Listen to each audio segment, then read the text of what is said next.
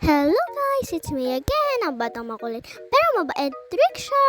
Hello guys! Samahan niyo po ako ulit sa pag-prepare ng baon ko. So ngayon po, nagpag-isipan po ni Mami mag-prepare po ng baon ng kapatid ko si Chara. At nag-cut lang po siya ng seaweed at tomatoes. At 2 types of cheese. At nilagyan niya lang po ng ulam po kami. Gulay po yan. At nilagyan lang po ni Mami ng mayonnaise para madikit yung muka. Hindi ko po alam kung ano po yung green na yan eh.